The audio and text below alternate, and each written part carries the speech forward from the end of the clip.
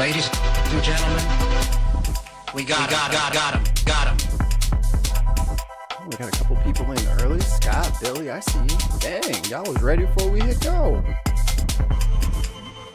Play a little air horn.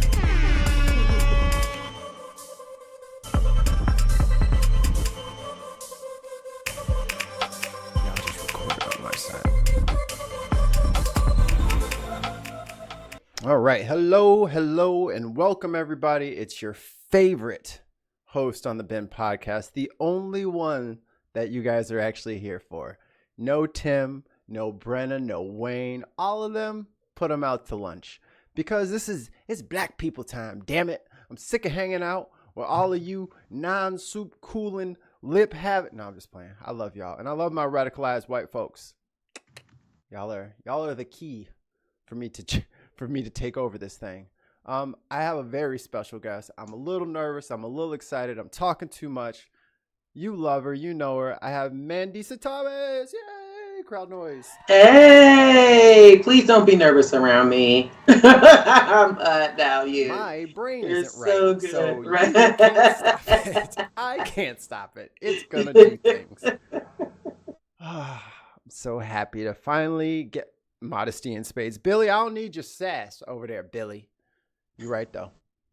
Mandisa, thank you so much for coming on. Tell everybody about Black Non-Believers. Absolutely. So first, I'd like to thank you for having me on your show. It really is a pleasure to be here. And for those of you who aren't familiar with me, my name is Mandisa Thomas, and I am the founder and president of Black Non-Believers, which is headquartered in the Atlanta, Georgia area. And we are an organization that advocates for, offers support and community primarily for Black folks who identify as atheists, humanist, agnostic, skeptic, secular. We also hold space for religious people who are questioning their beliefs in favor of leaving. And we have been around for 14 years. We celebrated our 14th anniversary earlier this year. We've been around since 2011. And we have been fulfilling our mission of providing secular fellowship, supporting non-believers in open identification, and standing strong in their non-belief through various means. We've hosted in-person gatherings, general meetings where we've had guest speakers. We also do a lot of social networking, social outings. We participated in a number of collaborative initiatives and projects with other organizations. We also have appeared on numerous media platforms. We've been on CBS Sunday Morning. We've been on CNN. We've been on Atlanta Interfaith Broadcasting. Tell them. Recently, I was on Jubilee Media's Middle Ground, episode of Black Christians versus Black Atheists, which debuted Easter Sunday last year. That was hilarious. But, we have engaged the general public in the media for a number of years, sharing our experiences, sharing the statistics and the stories and the journeys of Black folks who are questioning those beliefs and also identifying firmly as, with the secular identity. And we also table at various events. We host a number of annual events now. And so we've just been growing our presence through a number of activities and platforms. And so, we've been out here hard at work, just, again, building up that community space, making sure that we are representing and advocating for our perspectives, especially in a progressive manner, because many of us are very progressive. We are pro state church separation and definitely keeping religion out of government. We are very pro reproductive justice, pro economic justice. And so we speak on these things, we speak on these issues and we definitely talk about religion in the church and the impact it has had on Black communities. And of course, not always for the better. So there are a lot of things that we do as an organization to represent the Black non-religious demographic.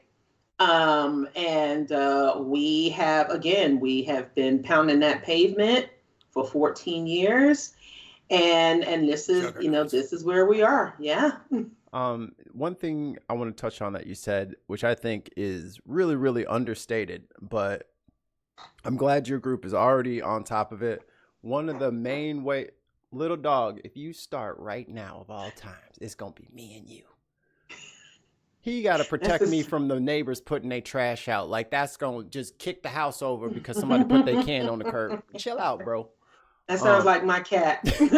Or my what you protected us from, man? The garbage man? He don't come till tomorrow. We good.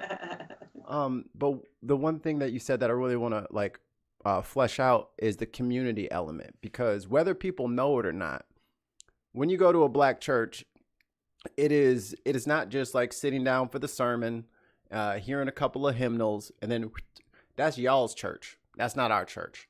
Our church is, it's extended family. It is extended. They encompass your entire life. You are part of the church is always called the family. Like, everybody treats each other like aunties and uncles, and they are supposed to be, by design, your only real social outlet. Correct. And they cordon you off. They sequester you from your worldly friends at school and your worldly friends at work. And then so when you think, hey, they kind of talking kind of reckless over here, I think I might, you have to weigh that in your brain that you have to completely reestablish all social networks that you have ever had, because you will not have it if you leave. Right. And a lot of these religious networks, especially in the Black churches, they are often a lifeline for business networking. They're often very much a lifeline for, they are intertwined with politics. They are often intertwined with community initiatives, which, if we're looking at the church as a function at its core, should be, as a community space, offering that support that people need.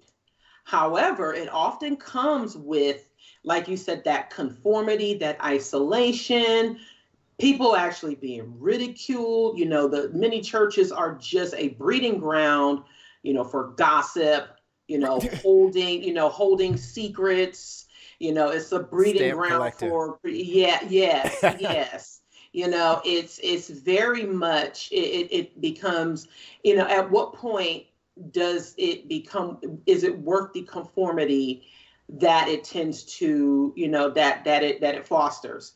And also at this premise that you have to submit to God, and definitely that you have to submit to your pastor, that the pastor is the end all be all. He most times can't do any wrong. And even when the wrong is sitting in the front row and look just like him, but that's none of my business. Right. That is correct. That is correct. There are a lot of church people, a lot of religious folks who do things behind closed doors, but in the public, they're telling you what not to do. They're preaching to you about what not to do. That is simply just human behavior. And so there is so much that comes along with being raised in these churches, being indoctrinated into beliefs that many of them tend to be cults, even though they may not think they are. Yeah. Because there's certainly the cult of Creflo Dollar here in Atlanta still. He's still around? Yes, there's definitely the cult of formerly Bishop Eddie Long, now Jamal Bryant. And now he comes out, he's your favorite Christian baby daddy, running. But people like some of the catchphrases that he says, and he's like that broken clock who grabs himself onto current events and then spins it so that I actually had the opportunity to hear him one day. We were tabling at a Juneteenth event at Centennial Park in 2021, and they had him headlining the church sermon that was on the stage. And I was listening to him very, very carefully. And, he has that, if you're used to being in that environment, I can see how he draws, especially them women in, because them women were front and center at that, at that stage. Just the I guess the voice or whatever, but I can see how he's people are drawn in. But having been raised pretty much a non-believer, and pretty much having been raised with that Black consciousness and that critical awareness, I'm just sitting up here listening like, huh. But I will tell you this, as he was making his way around the vendor area after his sermon, he was going and saying hello. He went to one vendor, "Hey sister, how you doing?" He took one look at his entourage, took one look at our booth, and went straight in the opposite direction. And I looked him dead in the eye, because I was sitting up here like, yeah, you know who we are. You know what time it is. You know what time it is. Yeah, you know who we are. But I just thought that was kind of funny. But at the same time, like you said, it goes towards people feeling so isolated when they leave, and also feeling pressure from family members to either come back to church, or they feel like it's just a phase. You'll be back. And and while for some people that is true, but for the most part, it's like it's hard to when you become more aware and wise of of the various religions out there, as well as the history of Christianity in particular. In this country, it's hard to go. I mean, it's hard to go back. And I've just never been one to want to feel confined by what someone claims, how we should be living our lives, with no form of evidence, no form, that's just the way you do it because God told you to, or the pastor told you to. And I'm like, no. Sound like you doubting, sister. Sound like you're not steadfasted in your faith. I'm a pastor's kid, so. Oh Lord, I know you done been through it. my biological dad was Kojic. I'm talking about pull my sisters out of school because they needed to wear shorts for gym. He said, "No, daughter of mine." I mean, I didn't have to deal with it. He was out of the picture. I was like little. So I was just this little adorable little pat. I had a big old watermelon head and 2 tennis ball eyes and, curly hair, long curly. I could do no wrong. So none of this stuff really affected me. But learning about like my family's history and like my great aunt was like the secretary for the state of, they had their own little commissions and all that stuff. But she's way up. The whole family was way up in the church and all that stuff. I was like, Who'd have guessed? Because I don't know if I fell too far from the tree or whatever the analogy is, but I'm glad that he left. Because I would have hated that, or not known any better. So like even with that, I try to have some, especially for Black folk, I try to have some semblance of grace towards them because they don't want to give it all up. They don't want to lose everything. And who said that? Sheldon said Jamal Bryant and Eddie Longstroke are the same. But stop it. Stop it. But this is, all jokes aside, it is really, really disturbing for people to feel like, for people to feel indoctrinated into believing that the church is all they have. Yeah. I mean, there's a whole world, there's a whole life outside of church, outside of the concept of gods.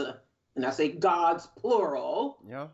But this, I shout out to my sister Cynthia McDonald. And we were just talking about how, hey, yeah. She just popped up in the chat Yeah. as you said that. The thing is that there is just so much, and I appreciate the fact that I was raised around I was raised around Christians, I was raised around Muslims, 5% in particular. I'm from New York.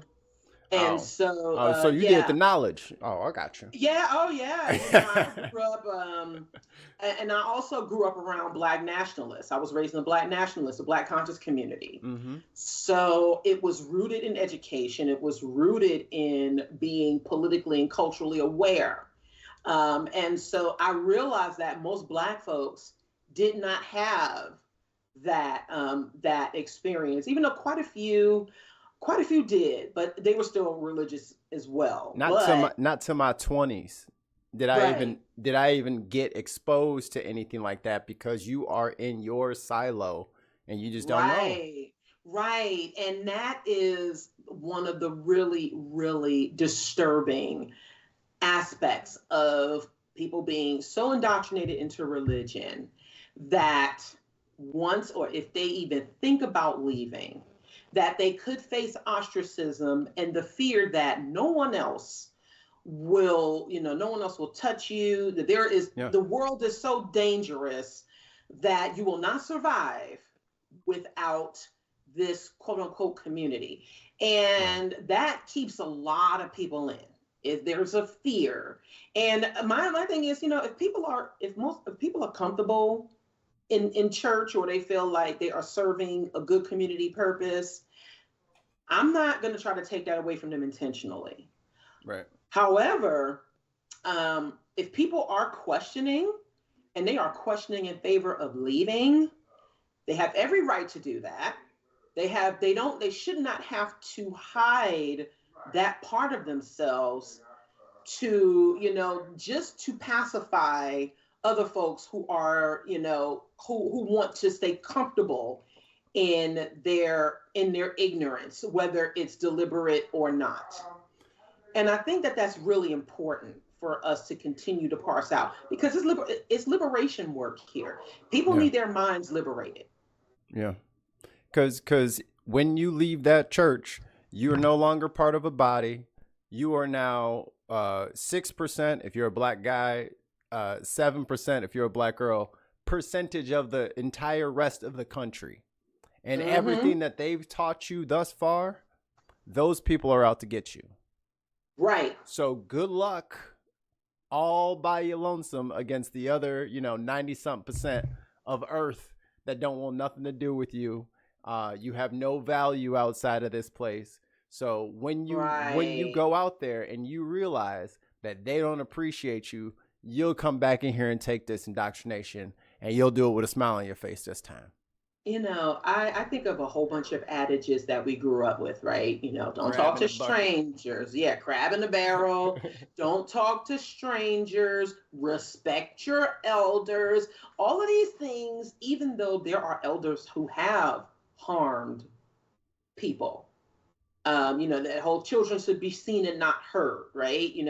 Children are just, and that follows a very, very damaging pathology of. And I think that's definitely a part of what we have experienced in our communities, and what also needs to change. It doesn't mean that we throw it all away, but I think what's really, really good about our perspective is that it allows us to see things from different angles and also apply solutions appropriately. And if something doesn't work, you try it again. You come to the table, you try it again. If something isn't working for you, and if it isn't working as, for a collective as well, you take that information, you take the evidence, and you apply it. and you start again. And there are others out there just like you. There's so many more You're not by people out yourself. there. You definitely are not by yourself. You're not alone. And we can definitely accomplish things together. Yeah. Now I'm at a point where, I usually don't like, if I'm like if I'm in like I've had to, I'll just give one quick story. I was out, I'm out. In addition to my being work, I do gig work. So one day I was in a store and I was just getting a little, I was not having a very good day. And there was a woman who came in and she asked about some religious thing that was out on in the clearance area. So the cashier manager rings it up for her or prices it for her. Then she proceeds to take her ahead of me. And so I walk up and she asked how I was doing. And I said, I'm fine. She skipped me, but okay, that's whatever.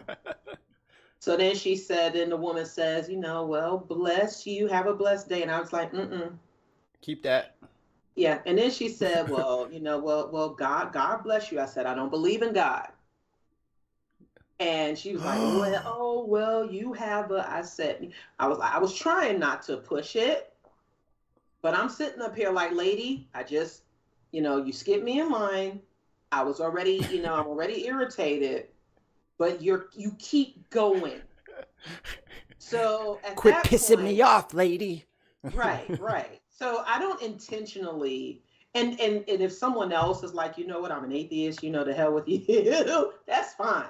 I mean, I have those moments, like there will be times where I have time, I got time today. I got you, Mandisa. So next time that happens, yeah, just take, you probably got like, I don't know, like an eyeliner pen or something. Just grab it out of your bag real quick, put a little pentagram on your forehead, roll your eyes in the back of your head, reach your hands towards her, and they just be like, black people have always been superstitious, but boy, when it come to devils or demons or something, they will run out the room. It's my favorite. It's my favorite. I get to have me some fun.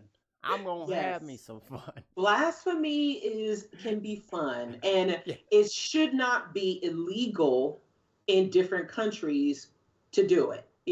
Blasphemy should not be a crime. It is not a crime, especially not to make fun of entities that really don't exist. And so, yeah. I mean, they sit there and they watch Thor Ragnarok with no problems, with no consideration for how the pagans feel about you got big old man bun over there with the hammer doing his thing. Right. I mean, if there was gonna be any kind of religion that I subscribe to, Wakandaism is for me. Its roots were in isolationism, but now they have branched out for a general purpose of helping all, which is humanism. What do you know? Yeah. And what is interesting is that out of all of the religions or all of the beliefs that are, that have been recorded, right? One that I found is plausible is the sun god, right? The Pharaoh Akhenaten. Actually commissioned, I think he was one of the first pharaohs to establish the concept of a monotheism, of one god.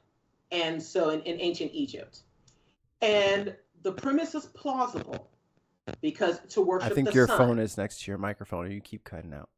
Oh, sorry about that. There you go. Yeah. Okay, we can stop that. So if there is any God that has any, sense of, okay, well, I can see it, it would be the sun. You can see the sun can bring life, the sun can bring death. You stay on it too long, it'll kill you, but it does help provide the necessary nutrients we need to help grow our food. And it also works, of course, in nature and the weather. So that's plausible because you can, those are tangible things. Those are tangible effects. Right. So if they say that thing up there, hot ball controls everything. And I know that because look, the wind from uneven heating of the Earth's surface, boom, there you go. They got a point. Yeah, and but if you take most like fundamental religious folks, as Christians, for example, it just really, there are just so many people who have just never thought about it that way. Yeah.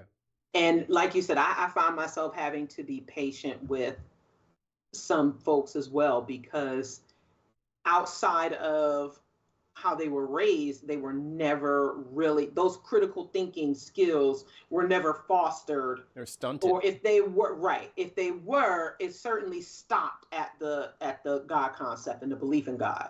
You're not supposed to question that. You can question everything else. You can ask for receipts for everything else, except for God. And or else you get banished. Right, yeah. You get banished. I remember one of my former coworkers said her mama beat her when she had questions. And so I'm just like, wow, I was grounded a lot. It should not be such consequences for asking those questions. And also especially not with the threats of banishment or isolation or anything like that. And I found that many churches are just one big cliques. They're just huge cliques. Yep. And granted, it's a part of the human condition to find people whom you gravitate towards. Yeah. When that you share commonalities with. But I think when it calls for exclusivity in such a way that people have to give up parts of themselves, where they have to conform to something that really doesn't define them, and that they cannot be their authentic selves, that's a problem. I have a phrase that I yell from the mountaintops whenever I can: stop throwing away black kids.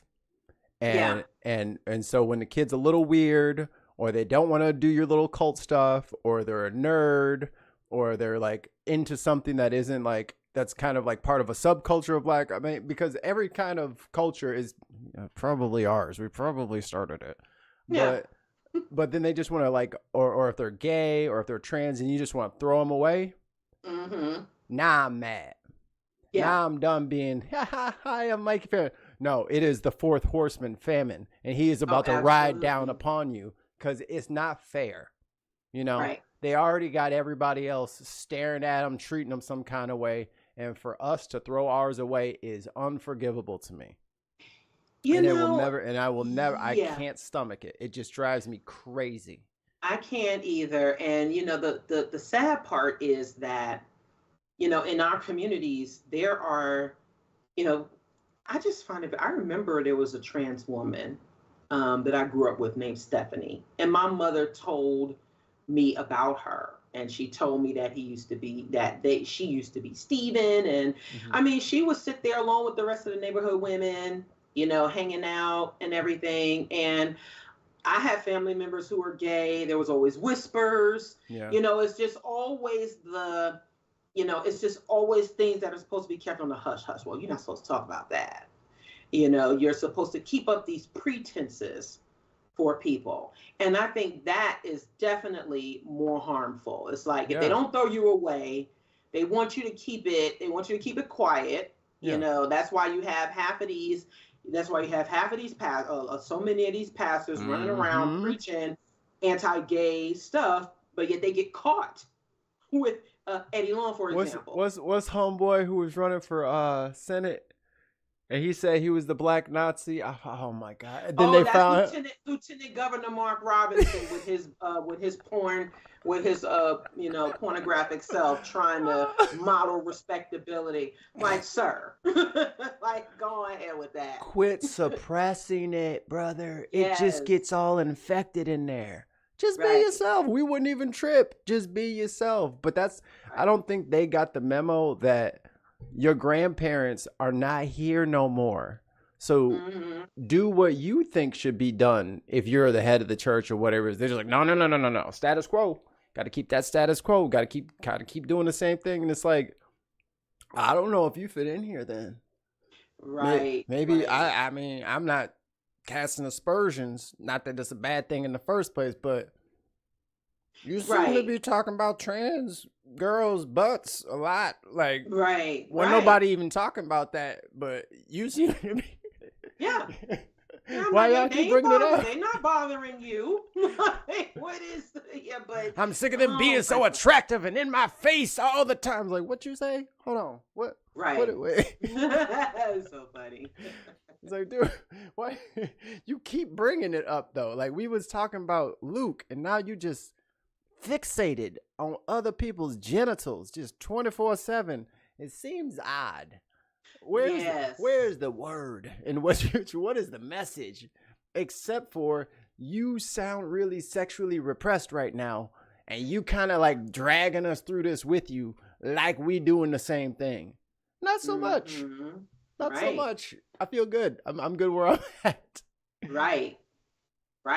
And this, there's so much I know we can talk about when it comes to like what is considered sin, or what is considered moral, or what is considered all of these things, all these quote unquote rules that are dictated by, or, by these, ultimately by other people, but is supposedly ordained by this God. And it's a bunch of, it's a bunch of nonsense at the end of the day.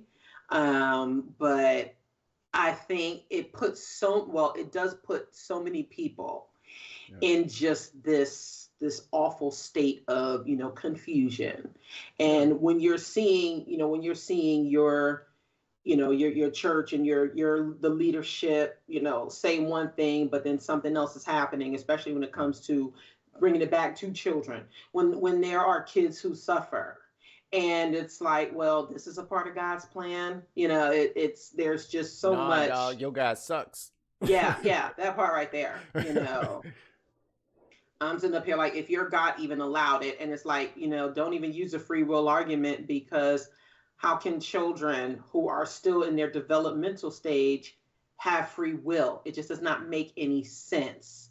So, and that means that if God is all knowing and and omniscient, then that means that he, she, or it knew it was going to happen, which makes him a dick. Which makes him a jerk. If we were supposed to read the word and everything was supposed to be revealed to us, Revelation should have just been a recipe book to cure all the cancers that would be coming up in the future. So then we could just, prepare ourselves. But funny, they didn't even tell people to wash their hands. And I'm supposed to, what I mean? They're here sneezing and coughing on each other, smelling like camels.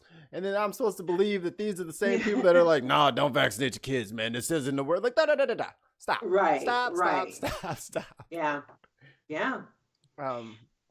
Debates. Yes. I recently got into it with one of my homies. I didn't mean to, but he was running his mouth and I was getting sick of it. And he said something about this is the plan and all this. I was like, oh, is that written down somewhere? He's like, yeah, it's in the book. I was like, the book the Italians voted on? Right. Yeah, that part. No. I was like, you know about the Council of Nicaea, right? No, they voted which books were going in and which books were going out. I was like, you ever read Titus or Ruth? I was like, yeah, because you're not Catholic. So, yeah, I know what book you're talking about. Bro, I'm an atheist. You can't argue the Bible with an atheist. We know it all, man. We made sure that we were. Yeah. The PKs know it for sure. Like, we wanted to be sure that we weren't crazy. So we made sure we read the whole thing to prove that maybe I am struggling in my faith. Let me just dip. No, it's all bullshit. No, all bullshit. Top to bottom. There have been many atheists who have studied their way right out of Christianity. They read that Bible cover to cover. I personally, I was an avid reader as a kid. I tried to read the Bible. I was like, It's so boring. It's boring. It's a circular book. I am like, what kind of story? I'm pretty sure for some people, they find it very poetic. I'm like, no, I was like, oh my God. Numbers breaking up the sentences. There's no kind of like format. The syntax is crazy. It's an old English, most of the time. Y'all can't look at me and tell me doth think, thou doth like, stop. Stop. This is stupid. No one talks like this. And this is why most folks don't even read the Bible. They'll accept the passages, they'll accept the passages that their pastor tells them, or just kind of make stuff up. And I'm just like, nah, I'm sorry, I can't do that.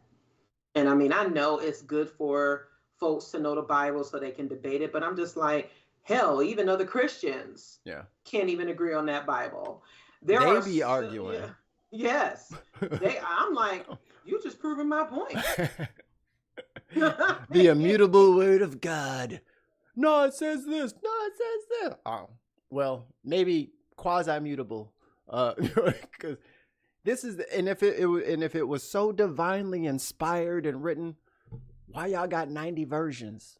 Right. Yeah, that part right there. Why is it in different languages? Everyone should just be able to pick it up and understand it. Just in some squiggles and dots and a couple of triangles and stuff. And then it was like, oh, be good to your neighbor. I get it.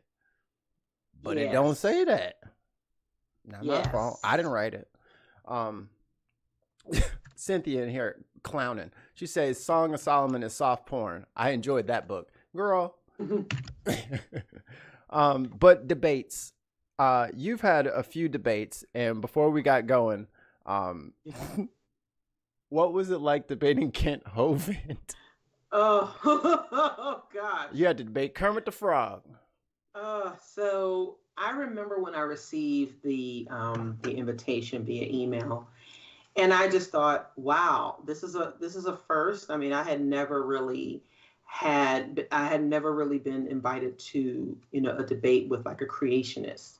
I know that, Matt Dillahunty has done them, Aaron Ra, a few of them. And, I heard of Kent Ham, who was the banana guy, Ray Comfort, the William atheist Lane nightmare, Craig. The banana. Yeah. The one who that's the one who teams up with Kirk Cameron a lot. But, I thought, wow, and I heard of Kent Hovind, but I was like, far be it from me, as much as I love the community building work and connecting with fellow non-believers, I was just like, I'm not afraid to go into what is considered enemy territory. Oh, yeah. So, and I like expanding and expounding on, discourse, because we always have them. So that's why you're the president and founder. You know how to talk. Yeah. I would be shit talking right now, but you're like, yes, the discourse between adversaries. I'm like, yo, I walked in there just stomping people's faces in, because that's what it is. I watched clips of that. It was not for everybody at home, it was not just like this is his point. Mans was looking dumb out there. Yeah, it was so, I saw some of his previous debates. I had asked, some people were like, why? Like, please don't do it. But, because it's easy. Well, that, and, I also, for the people who didn't know that we existed, because there are still folks who don't know we're out there. Yeah. There are still folks who need to, especially because he's only debated like white men. I don't think he's never ever debated. I don't think he's ever debated a black woman, anyone black, especially a black woman.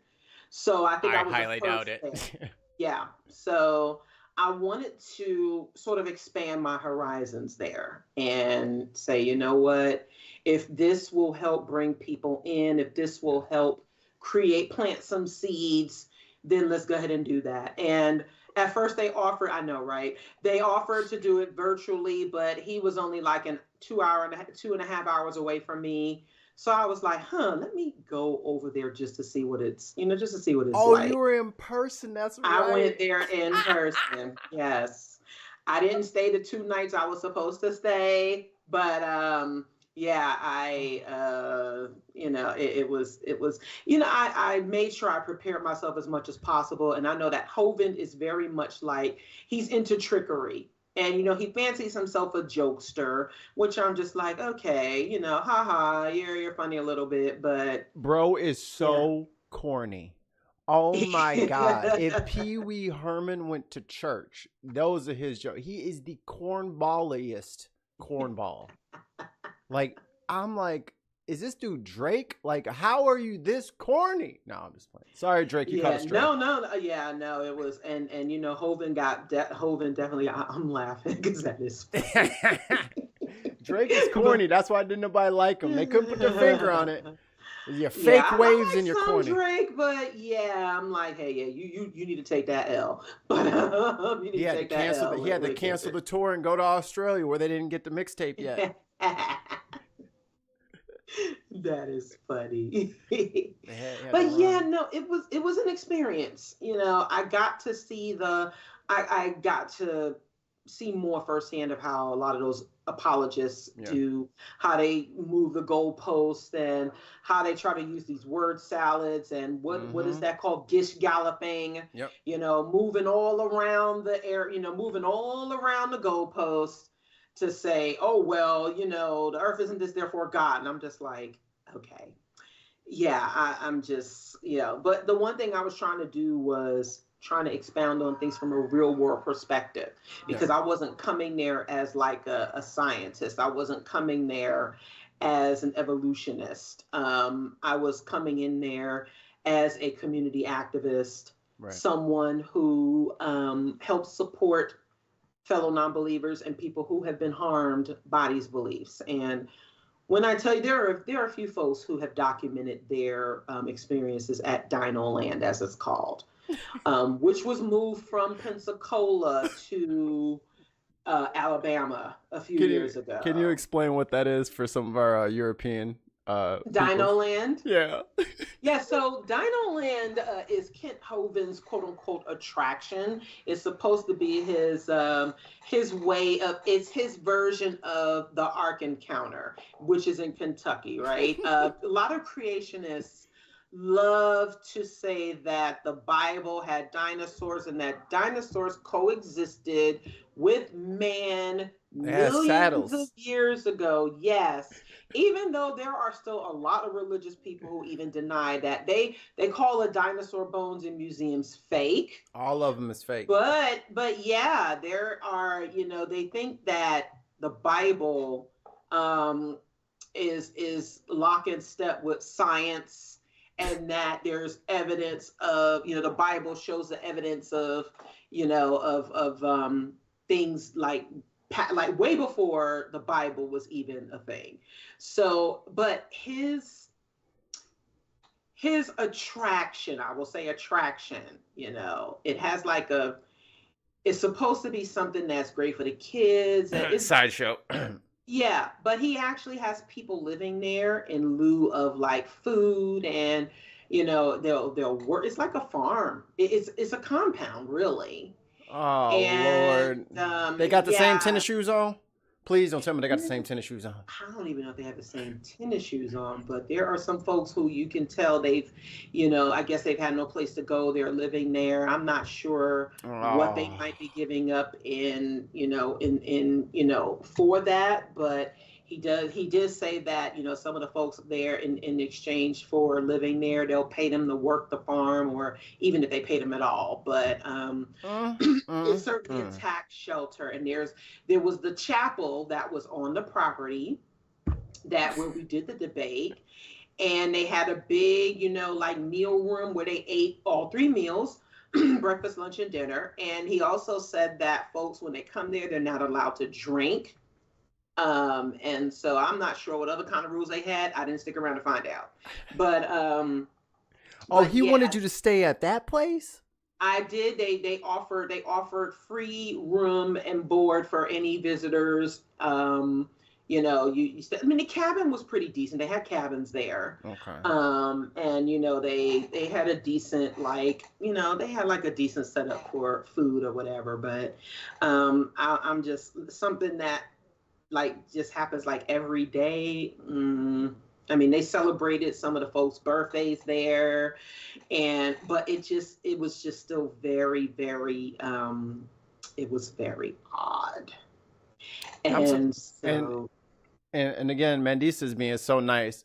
Homeboy went to jail because he did, because yeah. he's a tax cheat, and instead of paying his appropriate fees for wiring money, he wanted to structure all of those payments, which is illegal. I mean, I worked at a grocery store and I worked at the service desk. I'm anti-money laundering trained. That's like step 3. That's like like the number 3 thing you look out for is people breaking up their payment. I don't know how he made it to 737 years old, not knowing that that's illegal. And you knew that when the people at the currency exchange was asking you all these questions and you lied about all of it, you was doing illegal stuff. But that's neither here nor there. You said breaking up the payment. That's what he was doing. But and he had some other domestic stuff. So before anybody jumps up saying, "Oh, you're picking on this guy," not a great guy. Pick a reason. I mean, I got a whole deck of them over here, and his shirts are stupid. He looks like Rocco from Rocco's Modern Life if Rocco was on QVC. Like if it was on a worse network, that's how he dresses. And he's very arrogant. He talks like out of the top of his left nostril, and he likes to whack an atheist. And I was laughing because they put up one of the wrong pictures. They put up another Mandisa Thomas who had blonde hair, but she didn't look. We didn't look that similar. But I thought that was very interesting because I don't know what the point of them was for doing that. But I was just like, But he's a science expert. He has a keen eye to catch the biological differences in the dog kind and the cat kind. I'm on a Hovind rant here now. Another thing he has this, whenever he has to debate someone about evolution, he loves to change the definitions of things. He'll come in there with a whole book full of his own definitions for words that we already have definitions for. He just can't prove things according to those definitions, hence his tablet of made-up bullshit, which he uses to, quote-unquote, win his debates. And all of his followers, of course, have never seen or read a dictionary. They love that. So, just like evolution doesn't mean evolution the way you mean it. It means it the way he means it. And that's not real evolution. That's what is that? That's micro evolution. We're talking about macro evolution where a tree turns into an elephant. It's like, all right, dude. Yeah. All right, man. It's just, and I brought up the fact that, for them to claim that dinosaurs were real, they had all these replicas of dinosaurs. I'm like, where are your actual dinosaur bones? Oh, those are where fake. are your other artifacts? All these, I was just like, he could go out to Montana. Montana is not, there's tons of Christians out there. Just go out into the Black Hills, get you a little paintbrush, and just get to scooting. Just scoot some dirt around. You'll find something out there. I'm in Chicagoland. Aurora is like a city. They shot Wayne's World there. It's like a little bit. It's like a little bit. I don't know, 30 miles due west of Chicago. Back in 1800s or whatever, they're like digging up stuff so they can put the roads in. Tell me why they found an entire woolly mammoth. Wow. The whole joint was just stuck in rock and all this stuff. It's in a museum. Yeah. All this stuff is provable. All this stuff is out there. And we go into a little free Phillips Park Zoo out there. It was like, hey, we got the kiddo free zoo. We'll be there. Right. And then I see all this mammoth stuff. I'm like, and they still lying about what it, like, you could just ask them to borrow the thing so you could take pictures and put it up in your thing and then make up your lies like that. Nah, man, go get the paper mache and some of them long balloons from making balloon animals, and they just make up their own stuff as if the evidence isn't right there in front of them. Right. Yeah. And it's just, it was just really, really sad to just really see the number. And I mean, some of a lot of those people were really, really nice there. Yeah. The folks who, and I really appreciated his AV team who agreed to let us simulcast the debate live on our channel, which actually got our channel monetized. Finally, we have been working towards that. So it put us over the hours we needed to be monetized, which was great. So there were some good things that came out of it, right? So I'm just like, so positive. I know. I do my best. You so positive. I'm such a little shit stirrer. I be just shitting. I be mad at everybody. I be hating on everybody. But I did love the fact that a lot of our members in our network tuned in. They tuned in live. They tuned in and they commented on the original video that was on Hoven's platform as well, and was like, there were other people who weren't even with us that were like, you don't know what you're talking about Hoven. So it was an experience. It really, really was. But I'm glad that I did it, because it really, I like to try to show some range, right? I'm not going to run from a conversation with a believer, because I think that, interfaith dialogue is important, and for people to try to better understand where we're coming from is extremely important. And the fact that there are more of us out here. I did not, I mean, do I feel like my brain got a little scrambled? Yes. I was like, oh my gosh. I'm sitting up here like, how did I make it through? And they took all the liquor away. It's like, I can't even have a Long Island iced tea to deal with this man. Oh, yeah. I think I had a drink when I got home. But I would have been up there with the flask, like.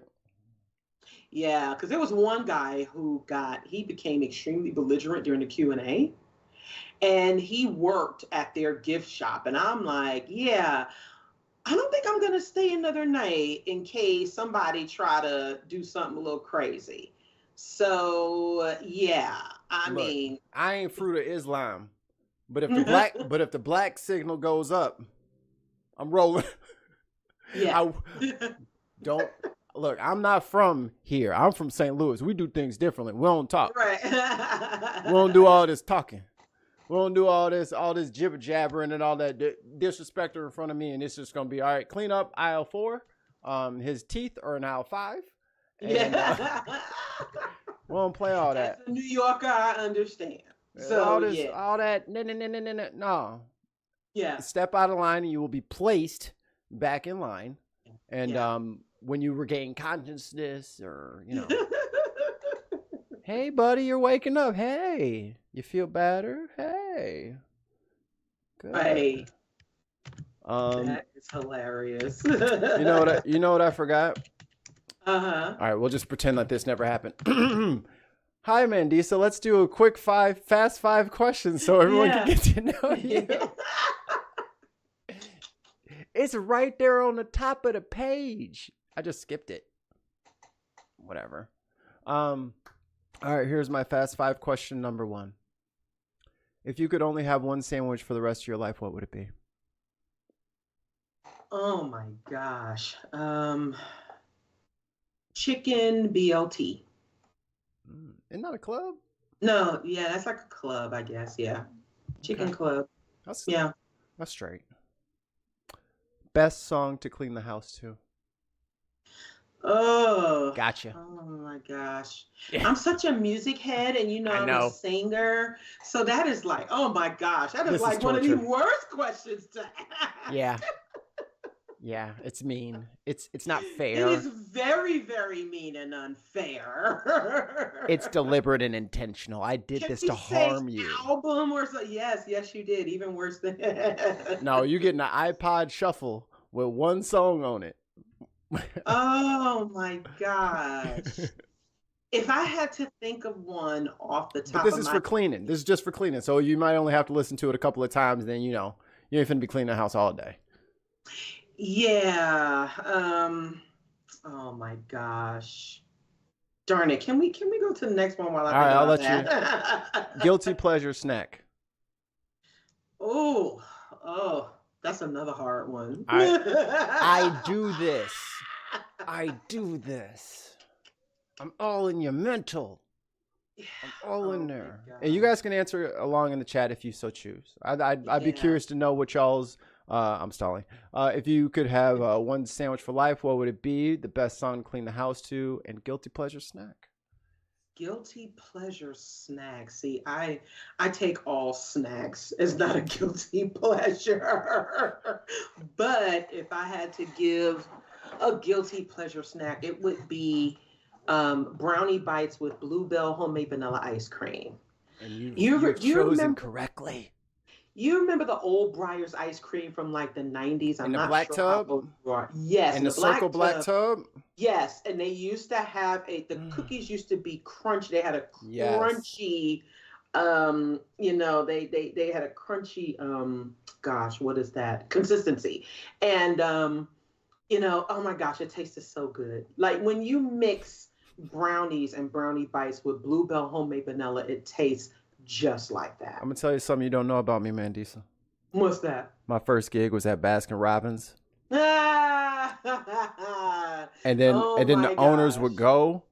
We would make some of the best goddamn snacks you ever had in your life. I bet I couldn't have worked at Baskin. I'm such a Rocky Road girl. And mint chocolate chip. Oh yeah. And you make that into a shake. Yes, I've had it. I've had it. I think I permanently have carpal tunnel in this wrist from working there because I was like, this will be fun. I get to make fun. I got my little apron, my little pink shirt, my little blue hat, thinking I was cool. My jacked up lining because I was a sophomore. Braces. First scoop of that joint, my wrist ache. I was like, oh, this ice cream is hard as hell. It's a craft. And I will never disrespect ice cream purveyors again. And I appreciate every spoonful that I get if it came out of the manual labor out of somebody's wrist. Yes. That's too funny. Taking inventory. The freezer is 0 degrees. Mm-hmm. He Pakistani, Zahur, he was a Pakistani guy. He handed me a hoodie. Talking about the inventory. I'm like, so I go in there, do the inventory. My pen freezes. I can't write no more. Guess what he said? What's that? I have pencil. I was like, I hate you. Get your ass back in that freezer. I stalled for you. You got to give me that song now. See? Yeah, see, oh my gosh. See, when I, and I love all fine, genres album. Fine, album. Okay. Album, thank you. So if I had to cling to one album for the it would be Tribe's People's Instinctive Travels in the Paths of Rhythm. Oh, you're trying to be. Oh yeah, that is. First of all, I'm dating myself. I'm 48. You know, I'll be 49 this year, and that was a coming of age album for me. I was a teenager when it came out. And did you buy it with your own money? I did. Oh, that's why. That's how you become a favorite album. When the kid buys it with their own money, that's theirs. Listen, this is our album. I remember De La when they first came out, and I remember hearing Q-Tip on Buddy, especially the Buddy remix, and then I watched the video for Left My Wallet and El Segundo, and I was like, okay, I can rock with this. Then I heard Bonita Applebum, and I found out it was Tribe, and that was it. That was it for me. My cousin is like the biggest Q-Tip fan on the planet. She loves some Q-Tip. So it was I'm a little after that. Like, I'm not gonna tell you that my first CD was Big Willie style. Don't hate me. By Will Smith. He was cool back then. We didn't know no better. I loved them when they were jazzy, when he was with Fresh Jazzy Prince. Jeff and the Fresh Prince. Oh, yeah. Summertime is a bop. Like, think what you will about Scientology, but I know, that's right? a bop. Yeah. I mean, I'm not mad at it. I'm not mad at it. You know, I do happen to think that Will Smith kind of gets a little preachy on the whole, like, you know, not cursing and how people should act and blah blah. But yeah, Hey, it's hey, last time we heard that was from Bill Cosby, and it took a and while, look at and what it happened. took a Right. while, but we found out. Yeah, we did. I, Yeah, even though some of it, whenever somebody, and this goes back to the conversation, especially about preachers too, right? mm-hmm. When people who protest too much and they're telling you how to live your life, it's like, what really? What are you doing behind closed doors? Because why should you be giving a damn about how other people live their lives? And Bill Cosby with that pound cake speech, talking about, oh, Pull your pants up. yep, all of that. Directly attacked. Mike, you remind me of Lupe Fiasco. Okay. Thank you so much. Yeah. The Sensei Lupe. Lupe is the sensei. Yes. Okay. So People's Instinctive Travels by Tribe will be what I clean up to.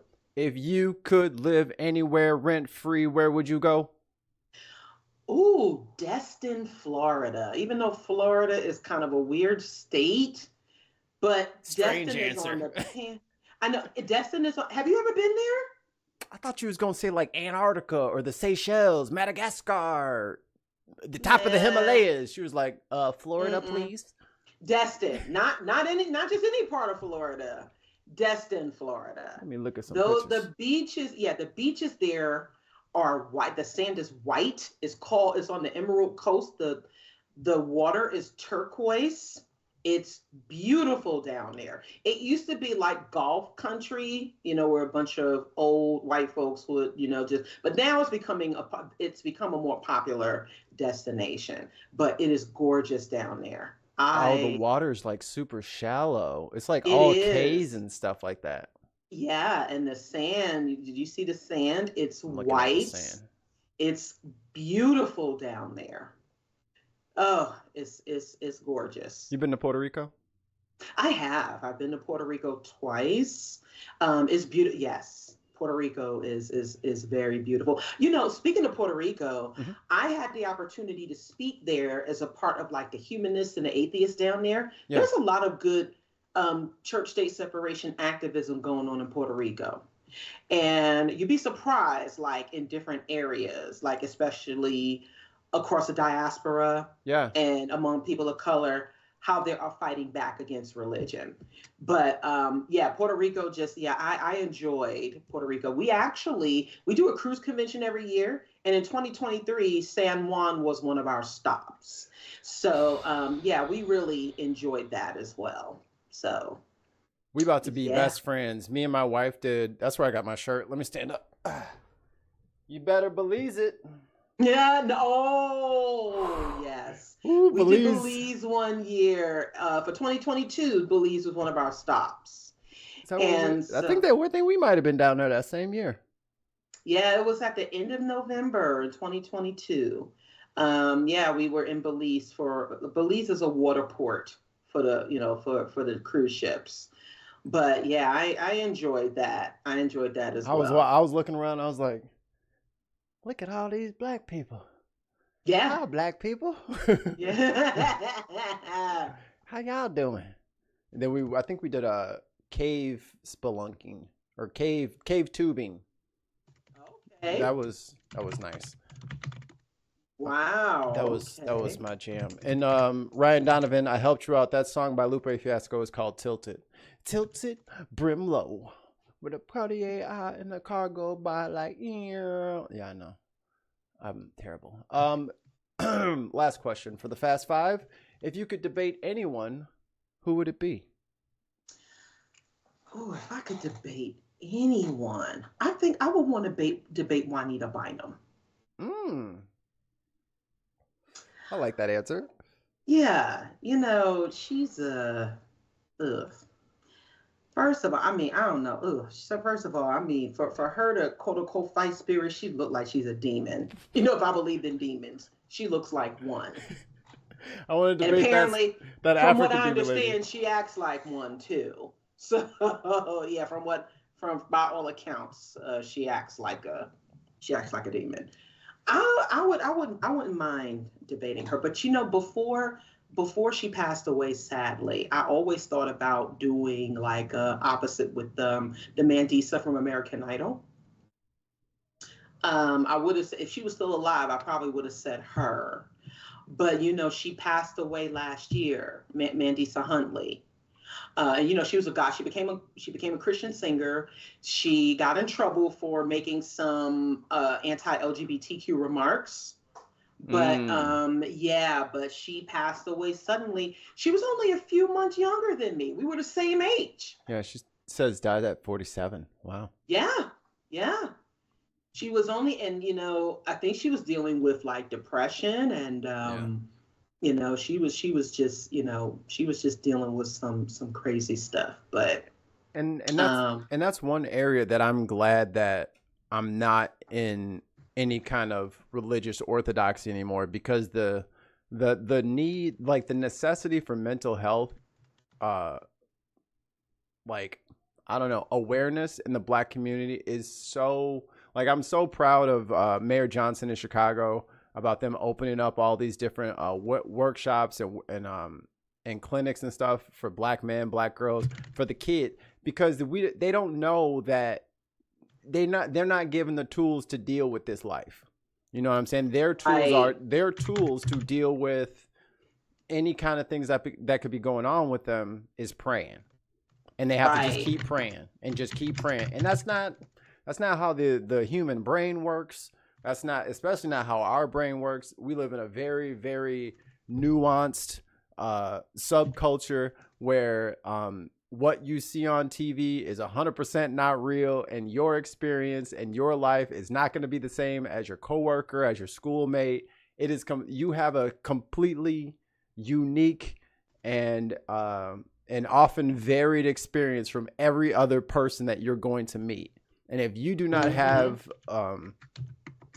your head on your shoulders in just the right way, this place will eat you up. Oh yeah. Eat you up. It sure will. Yeah. And I think that's another reason I think it's good for folks to, I see, I grew up in New York in the projects. I'm from one of the most notorious projects ever, 40 projects. I'm from the same neighborhood that 50 Cent is from, Southside Jamaica, Queens. I was about to say which borough, but you already get. Yeah. Yeah. I never liked 50. I was like, fuck New York, Chicago, St. Louis rap all day. I was on the Nelly train. I was like, St. Lunatics is crushing anything coming out of New York. But you see how Nelly done. Damn, Nelly, you had one job. Stay dirty. That's all you have to do.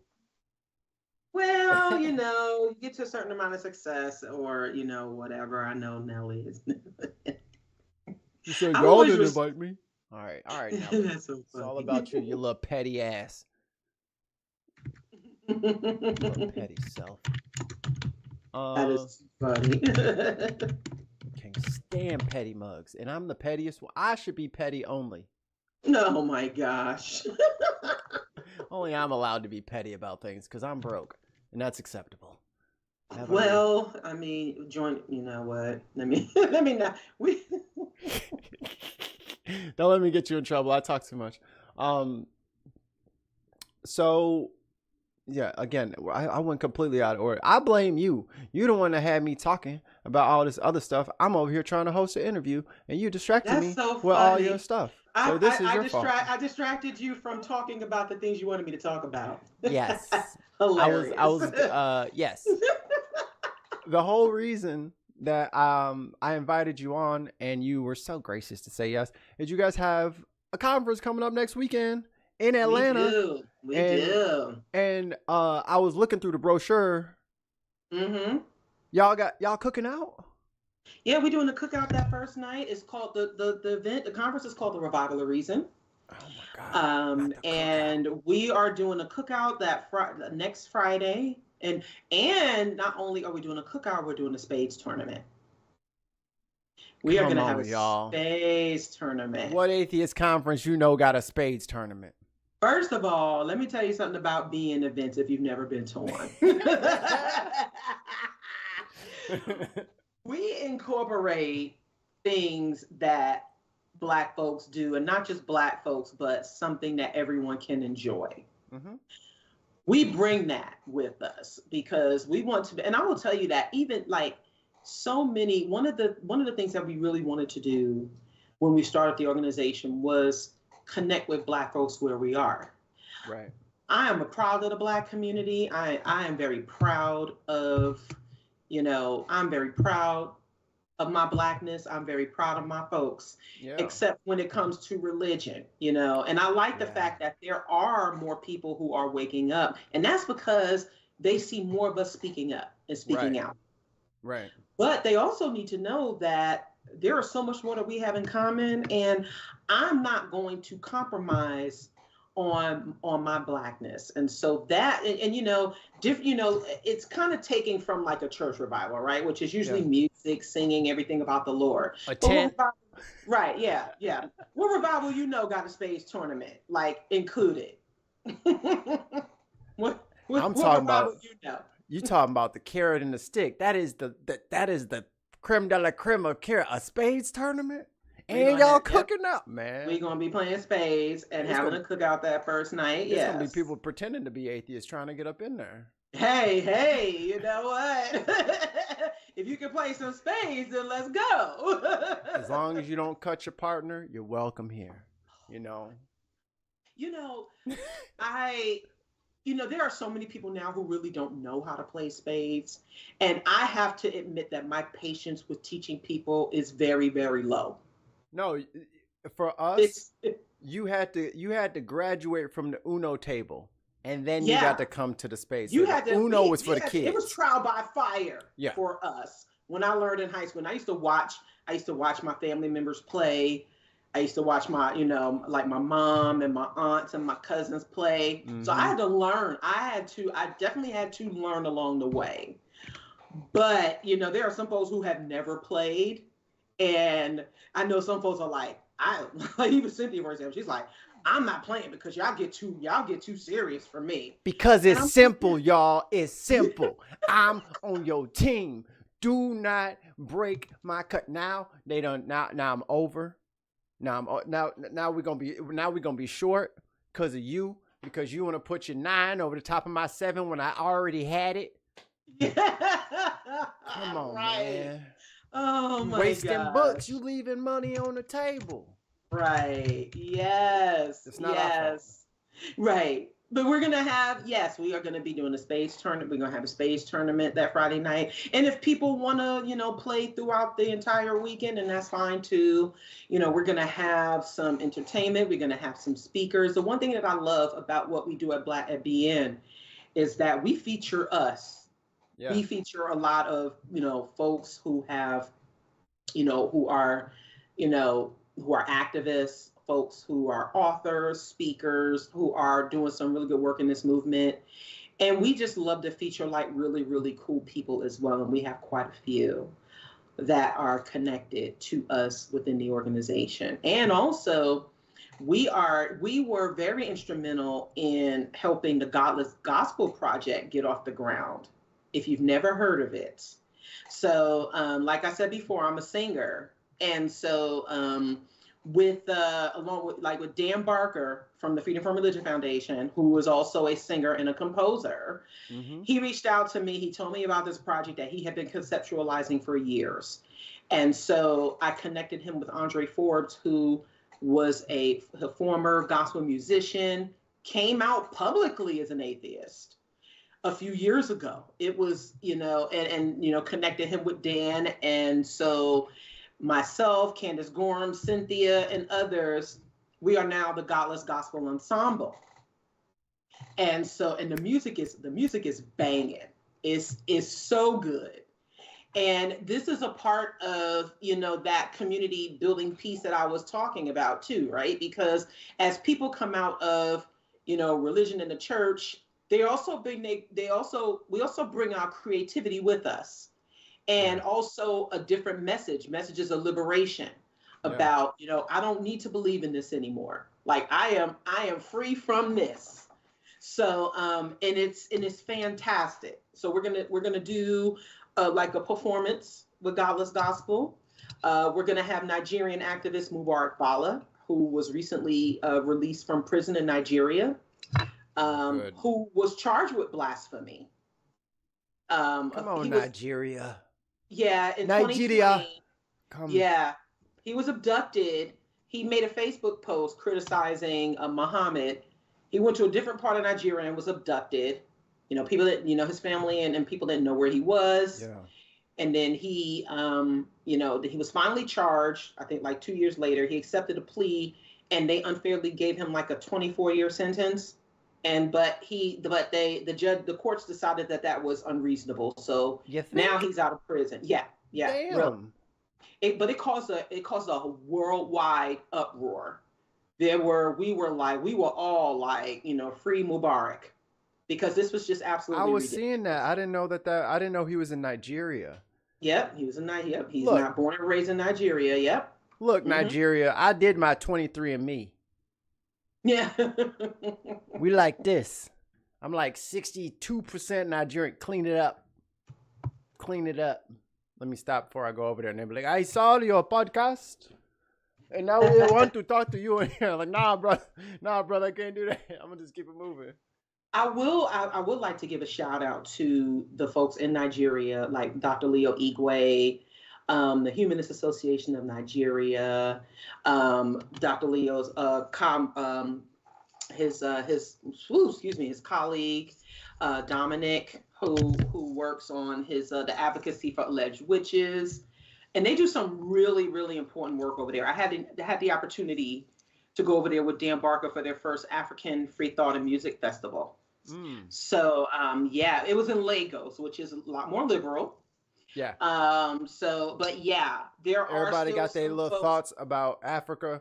Go to Lagos. Yeah. Go to Lagos and tell us that we all live in huts. Yeah, go over there and see the Ferraris and everything.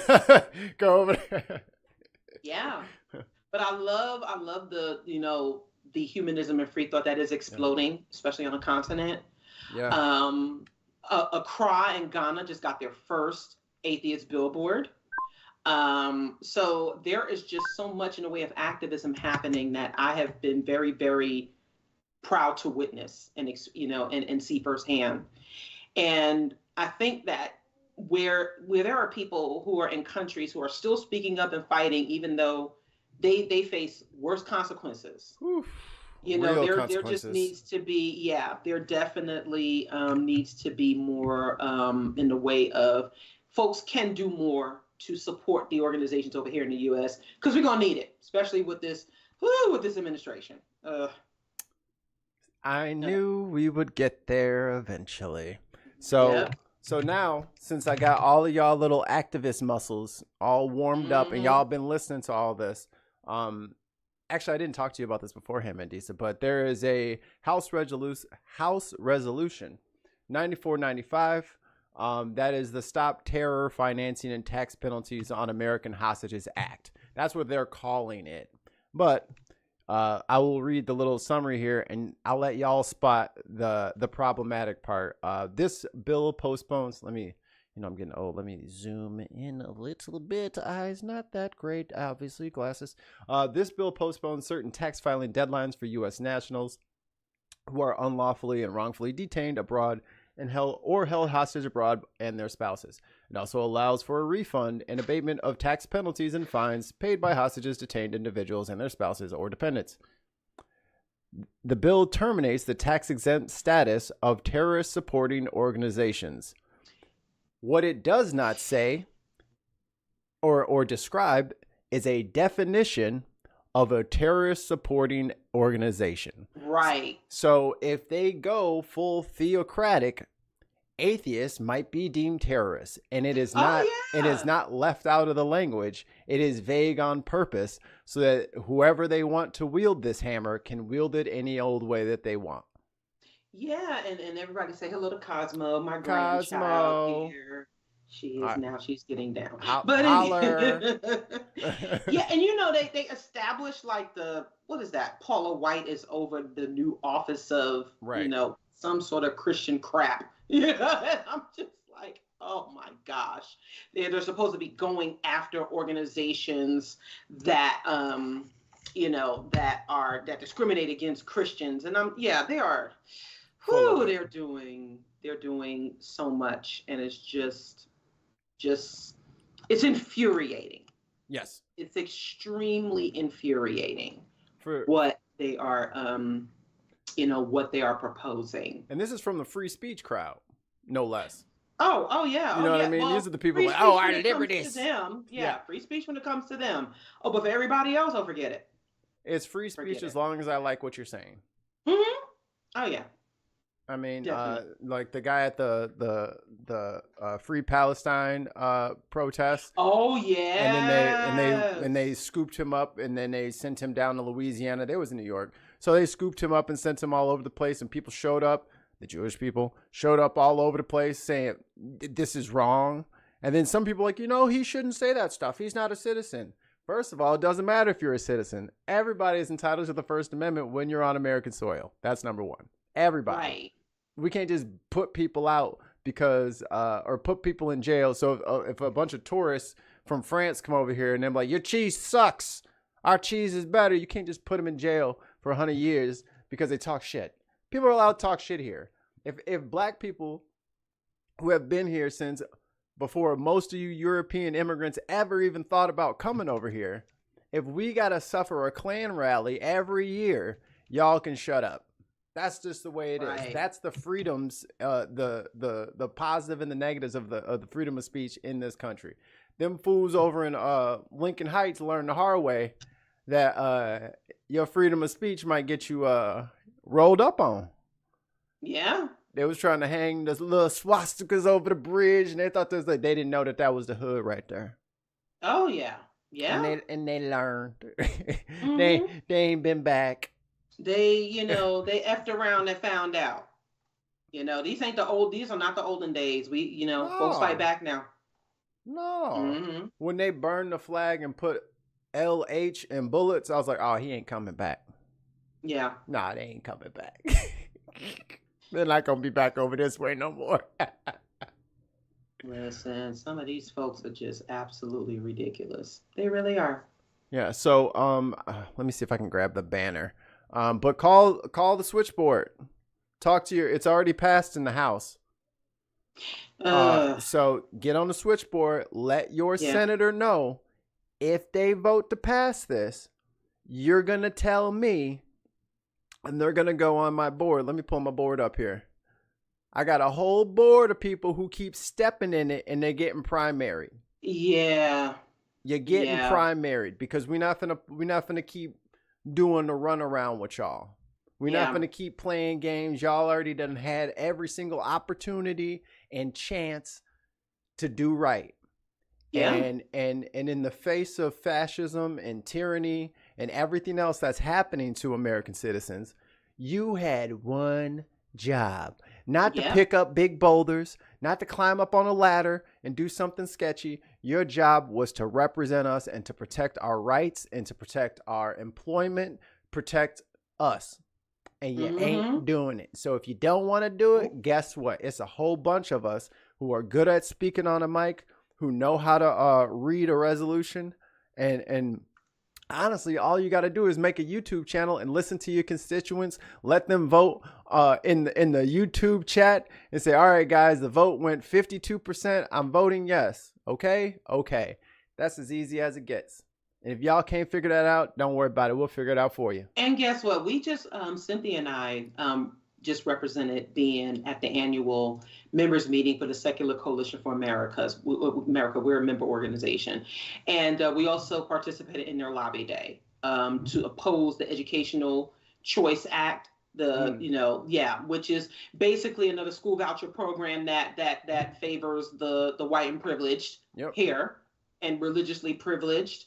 And they had, oh my gosh, they had this one Black guy who gave testimony about how school choice saved his life and how he would have been, he would have been damaged by public school. But when you look at his Facebook page, he is a MAGA. He is MAGA all the way. And I'm just like, you're supporting a liar. You're supporting oh my gosh, it is just, whew. But Got the number for the congressional switchboard. I knew I had it somewhere.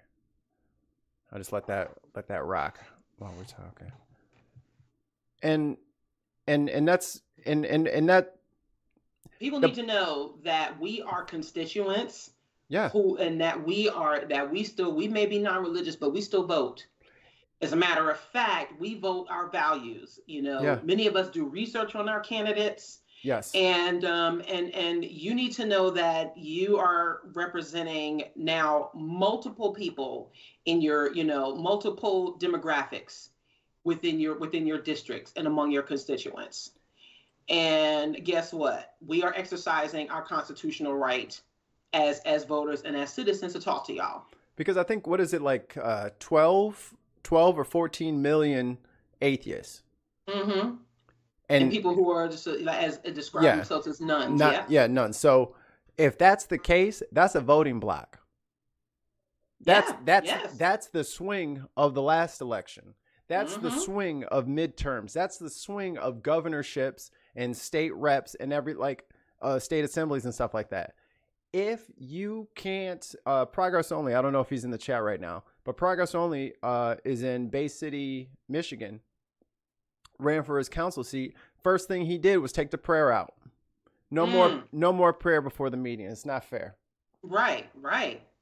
Or if you're gonna allow prayer, then allow an atheist prayer, allow a satanic prayer. Yeah. See how quickly they back up from that. It's not the Luciferians, but it's the Satanic Temple or whatever. I think they're based here in Illinois. They crack me up with their Baphomet display every year. Yes. I know damn well they didn't want no Baphomet display, but they know that it's going to drive the Christians crazy. I'm just like, fair is fair, y'all. Yeah, fair is fair. Now they're headquartered in Salem, Massachusetts, but they have chapters all over.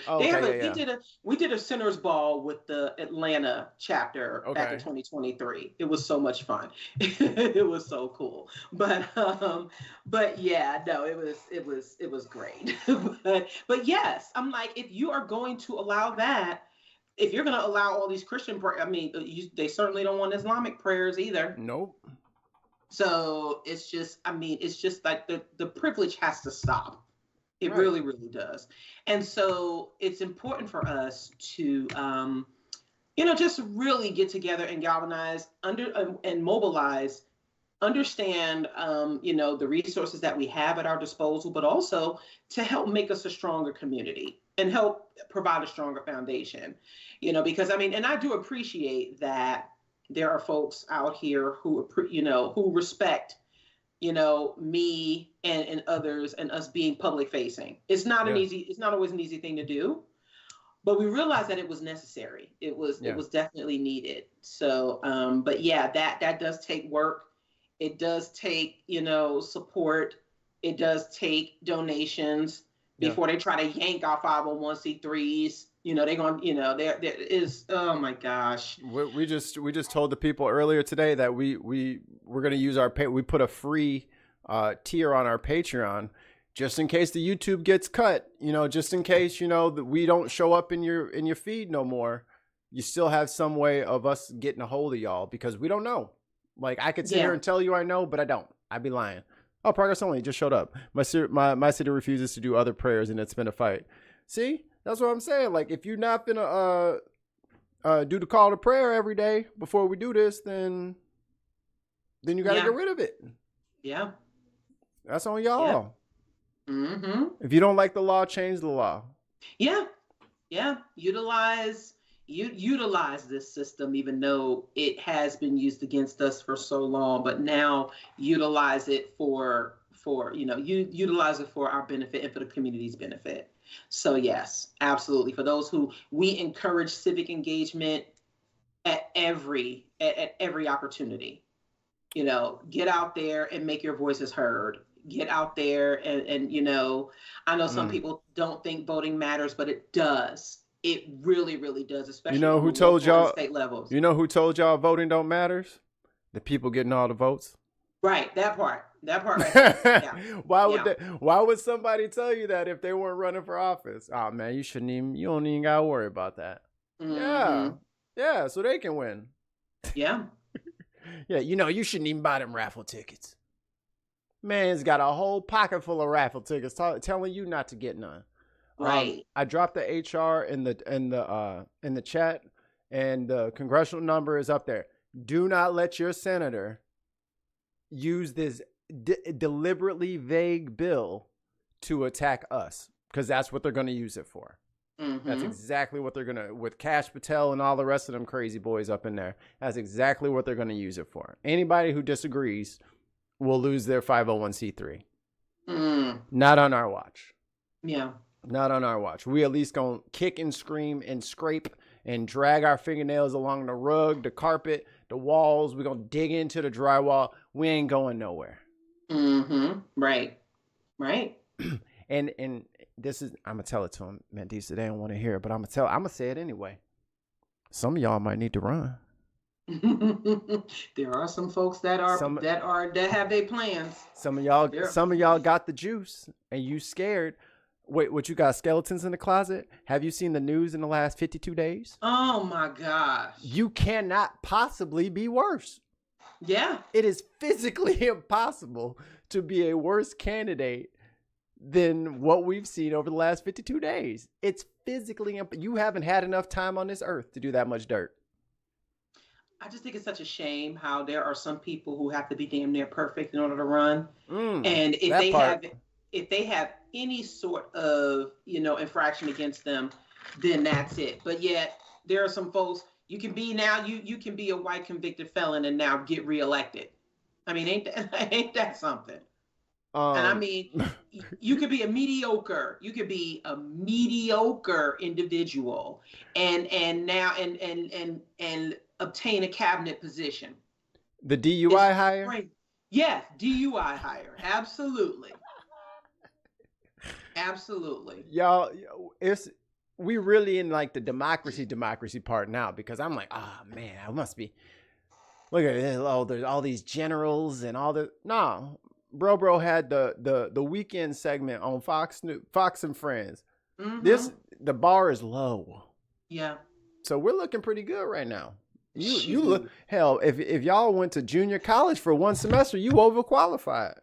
Yeah. But you know what? I'm loving it that Tesla stock is going down. I mean, there are consequences. Target. To these things happening. Yeah. Yeah, there are, I just always encourage people to continue to support what they love. Yeah. And support what is, if it is better for you to support small businesses, support grassroots organization in the work that we do, support those, definitely. I would say to uplift what you love and uplift what's important to you, while also, staying away from those corporations that we know need to do things differently and to improve on them. We have to, we have to make sure we're doing that. So, and I mean, if that's me being too positive, then sorry. But I'm just saying, it's like, that's the thing, because I know so many of us are feeling anguish.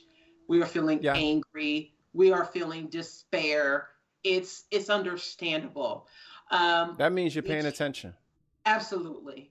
And we have to make sure that we are continuing to rely on each other as a community as much as possible. Right. And also with our family members, if we can continue to, keep people informed about about their rights and not just simply just shrug it off. Right. That's going to be really important, especially now. So, I mean, it's just, we got a road ahead, but we can, there are things that we can do. It's not our fault we were born in this time in history, but we know what to do. Yeah. And we're not going to really get any do-overs this time. Mm-hmm. Yeah. That's their plan, is to make sure there is no next time. Right. You know what I mean? We can't let that happen. We cannot. And like you said, if that means holding our local and state elected officials responsible for that, then let's do that. It's definitely going to, oh boy. Folks now is not the time to be apathetic. Right. It just isn't. It Right. is important to remain vigilant. It is important to remain aware and and get active as much as you can. Right. So, yeah. And at the same time, no one's advocating for you to go out there and dedicate your whole life to sitting outside the White House with a sign for the next 16 weeks. Do what you can do. Yeah. Use your gifts, your talents, what you can do. And whether that's sharing this video, go ahead and get a digital ticket. There's digital tickets to the convention. You can get a digital, do what you can do. You know, help other people spread the word of the work that other people are doing. If that's all you can manage, that's perfect. That's perfect. Because as soon as these pseudo Nazi algorithms get swarmed with positive content, the algorithm is either going to shift, or they're going to have to start shutting us down, or then we just don't post there. And then when it's just all the, you know what I'm saying? Like, we can control narratives, even if you don't have, which is why I don't understand why the Democrats keep running out to Silicon Valley to look for donors and all this. We have the internet. Social media is still free for the most part. You know, the one thing I appreciated about President Obama's campaign, especially when he first ran, was that, you know, he made it tenable for people to even chip in a few dollars to his campaign. Right. You know, a little bit helps a lot. Right. You know, you didn't have to be this major high dollar donor. Of course, if you want to do that, if you want to be that, then great. But you have the opportunity to make a difference, even with just a small amount. Yep. And that's the one thing I say, you know, because, you know, there is no there is no get rich quick in being an atheist activist. I'm like, we're encouraging people to think for themselves. We're encouraging people to be liberated. Yeah. There's no, I don't think there is, I'm not trying to be the next pastor or anything like that. Yeah. You know, I think we've had enough of that in our communities. For sure. But it is important for us to do collective work. Yep. And for those of us who have sacrificed, and those of us who have invested in doing this work, and you know that we are connecting and reaching people, it's going to take a team effort. It's going to take that support. It really makes a huge difference. So yeah, I'm just like, man, I couldn't even have a conscience to say, you know, just give me your money and your blessings will come. Oh my gosh, I am just like, yikes. I would be so embarrassed. I mean, now if you give me $15 on the Patreon monthly subscription, blessings will. No, I would feel terrible. Yeah. I'm like, I need for people to know that there is some type of quality and information that they're getting for, you know, for their support and their investment. Yeah. And the one thing I like to say to people, if you're getting something out of Mikey's platform, if you are getting something out of the work that Black Nonbelievers does, if you are getting something out of the support of any organization, especially those that are progressive, put your money where your mouth is. You know, definitely support the work. And the revival is going to be, we're going to have folks speaking. We're going to have a speaker, Nikki G, talking about Black religious trauma and how to overcome that. There's definitely going to be, you know, so much in the way of upliftment, especially as fellow nonbelievers. It is going to be fantastic. And yes, once again, we got the space tournament. So yeah.